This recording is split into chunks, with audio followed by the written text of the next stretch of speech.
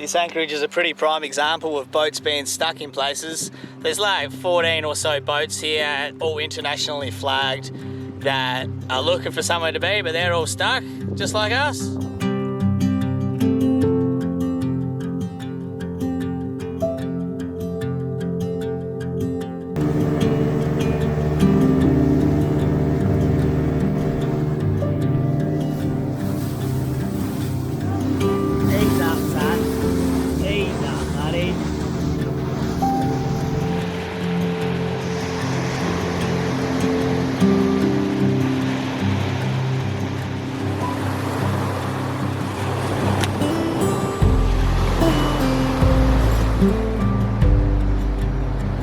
The world's gone a little bit crazy at the moment and there's so much uncertainty.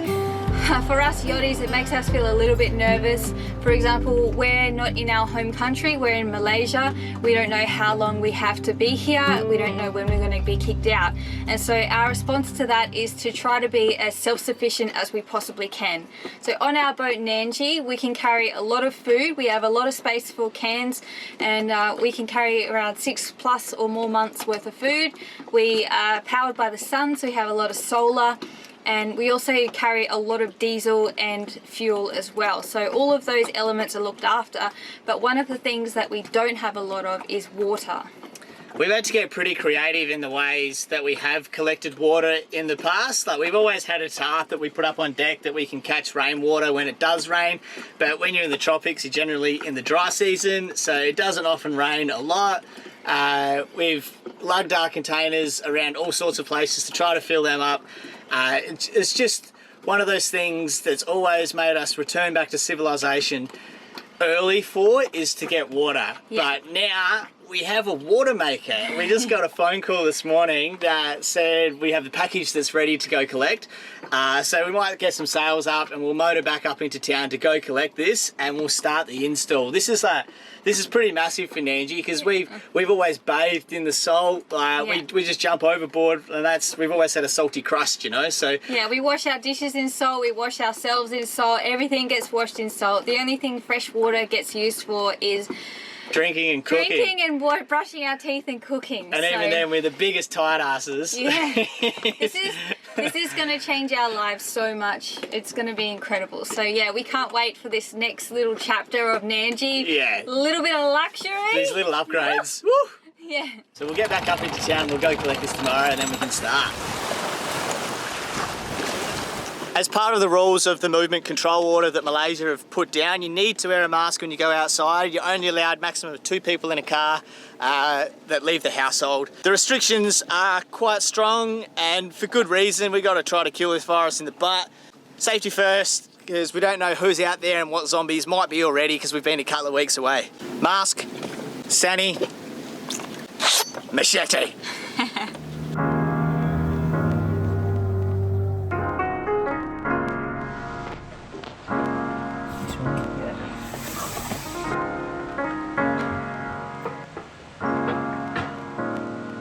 We survived the zombies, nothing hurt us, so we got our packages and we're pretty excited to open these up. It's been a very long time coming. We chose Rain Man to get our water maker. They have a variety of different water makers, and we chose one that you install permanently. It came in 3 boxes, and this one here is the power supply unit. Instructions, we'll keep those. We've got fittings. Oh, they've labelled everything. Look at that. Trying to make it Yoshi-proof. Yeah, this is awesome. Brine fittings. What is going on? Filters. This is so exciting. This one here is the membrane. So this is what the water will get pushed through to clean it. We chose the Rain Man naked system. So this one we can install. It comes without the housing. There's 3 components that we need to install. This one here is the high pressure pump. This is a 12-volt system, so we'll place it closer to the batteries. We only have like a short cable, so we'll wire this close to the battery bank and put it through a circuit breaker. I've decided where everything is going to be installed. This here will go in the cupboard in the bathroom. When it's operating, it needs to have a bit of airflow, and I'm guessing it will probably be pretty loud. So we'll just be able to open up that cupboard door and then close the bathroom area. So that's what I've chosen. Some very difficult areas to access. So the installation process, I think this one here is going to be the hardest. So I'll probably do this one last. So the water intake comes through the high pressure pump, and then that pumps the water through this reverse osmosis unit, which is this membrane here. We just have a single membrane because the 12-volt system can only handle a single membrane, whereas you can get a larger version that'll run off AC power or connected to the motor, which you can then pump through 2 membranes, so you make twice the amount of water. But for Nandji, we have a 12-volt system. We run off our solar powers and our solar panels and our house battery, so we've only got a single membrane. The single membrane still makes 70 litres per hour, so that's heaps for 2 people. We've got a 200 litre tank that we'll be putting it into, so plenty. The membrane's going to be a little bit more easy access to install. So on the port side here, we have a bladder, and that bladder is going to be removed, and the membrane I'm going to put on the inside of the couch here. First, I think the membrane's the easiest thing to install first, so that's what we're going to do. So I did measure this, and the membrane I'll mount on the inside here. I might need to cut this bit here, but we'll figure that out as we go. The difficulty of doing boat work downstairs when there's 0 wind and 100% humidity means you sweat. Alright, so I just got to pull out this water bladder, but there's still a bit of water in there. I'll pump it out through the sink, and then I'll just drain the rest of the tank into a container. Come to help, mate. I'm going to take this bladder out. It's got a hole in the bottom anyway, so it's been slowly leaking into the bilge. So we've got to get a new bladder anyway. But we'll put the membrane in here, and we'll decide whether or not we can fit a bladder in there as well. Just mop that out for us, love. You got a bigger sponge or what? Oh yeah. Oh yeah. We'll see how this bracket fits in here. Every install is going to be a bit different, and Nandji always has plenty of surprises when you do stuff. I need to bring the bracket further out so the membrane is not rubbing on that beam, and because it's all uneven surface, I want to make it a uniform flat surface, so just mixed up a heap of epoxy, bit of wood glue. So put in those little pads to raise where we're going to mount this, and all we got to do now, I guess, is whip it in. Hey boss, it's only got 4 screws. This is the bracket. There's this here, hey?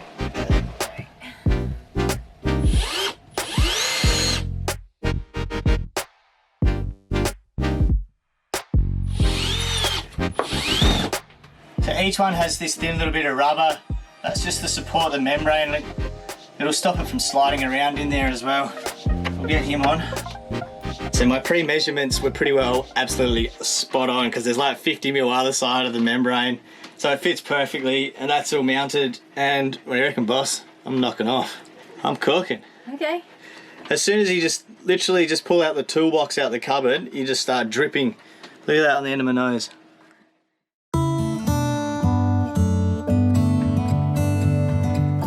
So day 2 of the install, we've got the membrane all positioned. It's not connected to anything yet, but that's all mounted and positioned.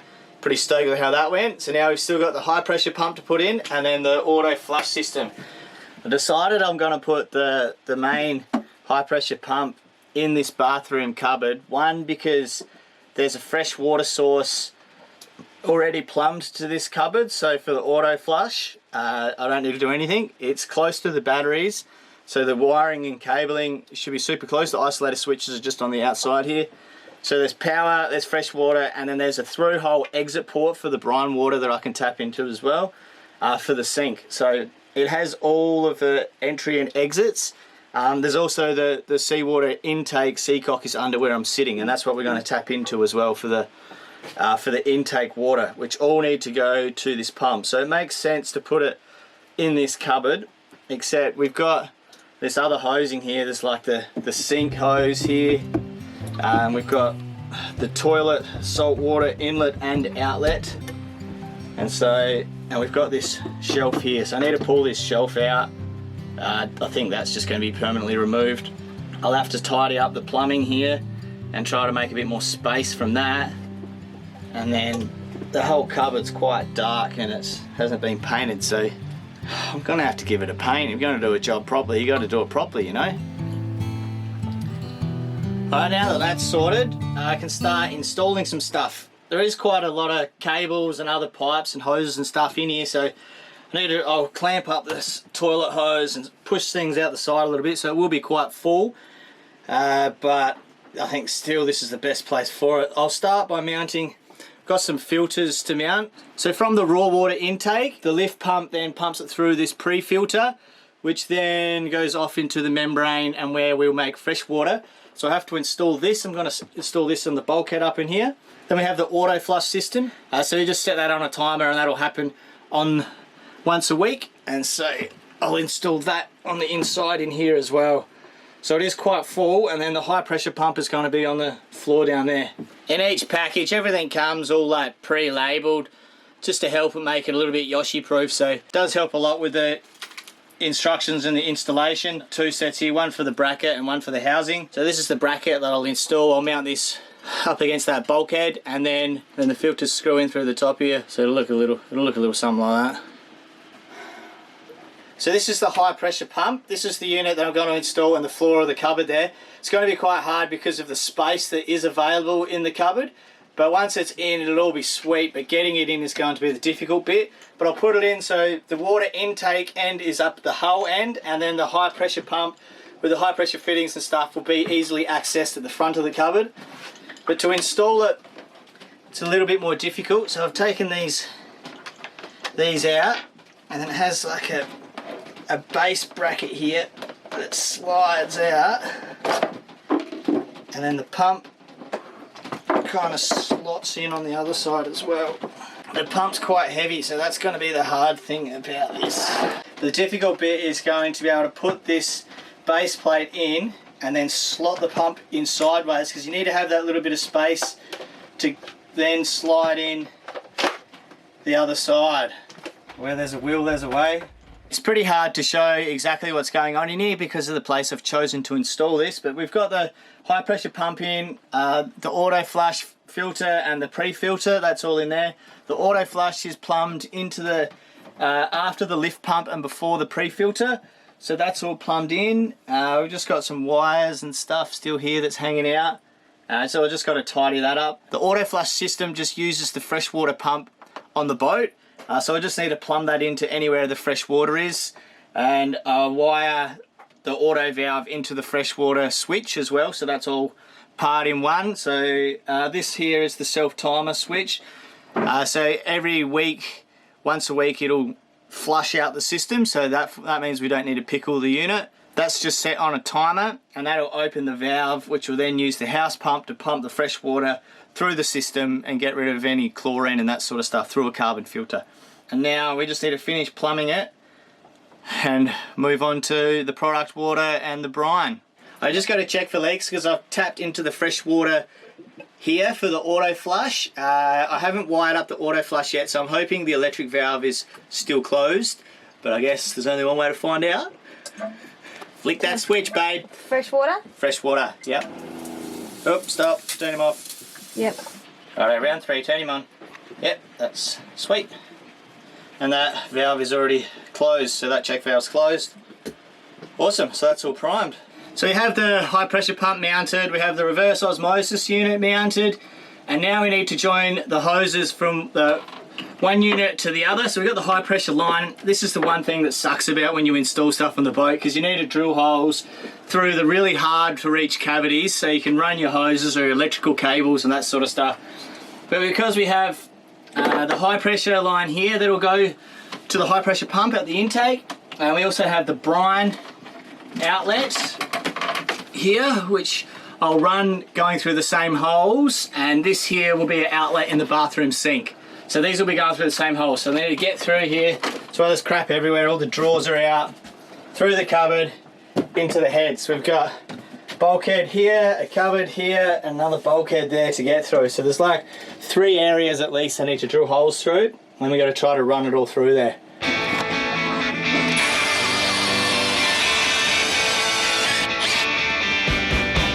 As part of the install for the Rainman, I'm going to get rid of our old faucet here in the sink. We installed this in the boatyard last year, but it's a little bit skinny and flimsy, and I need to get a test tap put onto the sink here as well, so we can test the water that we make from the water maker before we start putting it into the tanks. So we've got ourselves this big puppy, and this main one here will be our normal fresh water, which will come from the tanks, and then this secondary one here, that'll be the test tap. So I only need to drill one hole, which there's already that one hole there, which is good. Right, Nandji's going to look pretty fancy with that in there. But this job sucks because you got to get in and under the sink, right back up and under. Of course, it's real easy to reach.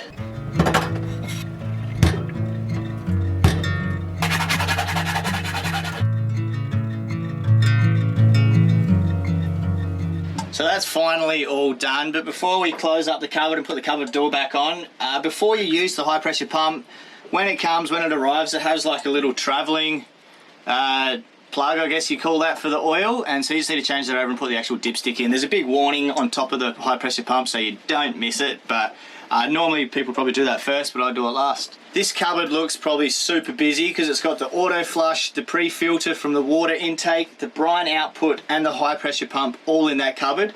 It's also got the seacocks for the sink and the outlet of the toilet.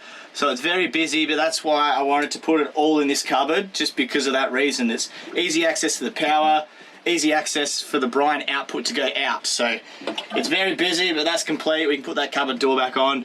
You stole my laundry cupboard. So the cupboard looks nice now, but what was in there before was all Benita's laundry stuff and bathroom stuff, so don't really know where that's going to go. Don't really care? It's currently just sitting in the shower behind me. So the pressure supply pump, we need to wire that up to the batteries. It draws about 35 amps, so it draws quite a bit, so it's got some thick cable, so you want to keep that runner cable quite short.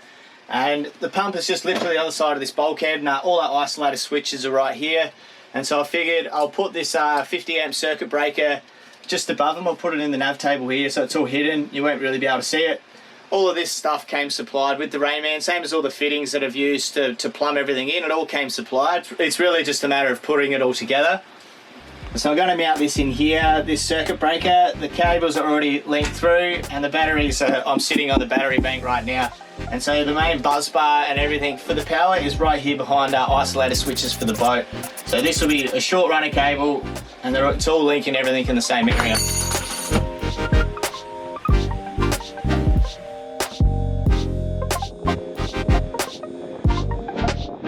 Alright, now everything's installed, so let's go through how we'll run it. It's a super sunny day, and so this is the times when we will run it, when we're at anchor, and also when we run in the motor and underway, we'll use it then. And just because of the ease of it, that's why we did install it. Where the water intake is, it's through the seacock that provides salt water for the rest of the boat. And so because of that, the seacock comes through and then goes to a seawater pump. And so since we're tapping into that, you can't use the salt water on the boat while we're making water. Not such a big deal, but because of that, my own little step is I'll turn that puppy off. So step 2, I'll go to that manifold at the seacock where I've separated the two. So that's under the bathroom floor here. So this is the manifold I installed. That one there goes through to the saltwater pump on that side, and then this here tees off to where the high pressure unit is inside the cupboard. So that's currently closed, so I'll open him up and I'll shut that one.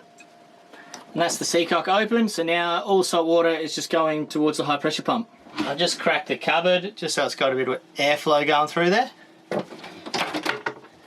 Shut the door so in case there is any noise, it's all in there. Then to turn it on, all I have to do is flick the switch, but I just want to make sure if I turn that on, the water's pumping and it's going to the unit, and then it's going to go out the brine hose. So just got to make sure the valve is closed. So this is the flow meter and the pressure gauge. This will determine how much pressure is going through the unit. And under starboard couch is where the water tank is, where the water will go to. And this is where the little tap is to go to the test tap, or whether it goes into the tank once the water comes through, once the water is made. So just got to make sure that that's on the test side before I start it all up. When I turn this on, the high pressure pump is just going to suck the water through, and it won't be going through the membrane yet. It'll just be going straight out the brine. which is in the sink, in the bathroom, in that cupboard. We'll just turn him on. It's not even that loud, eh? No. Now to activate the pump to put the water through the membrane, that's when I close the high pressure valve, and then you just got to go up to about 800, 850 psi. So this is the flow meter. Because it's a 12 volt system, they say you get a bit of cavitation at the start, so you just got to get it up to pressure and then those bubbles will disappear, just like that, and then we are making water. Once the water gets pushed through the membrane, it'll then go through and come out the test tap, which is in the sink. And there we have it. Just see how good this water is. It's pretty exciting.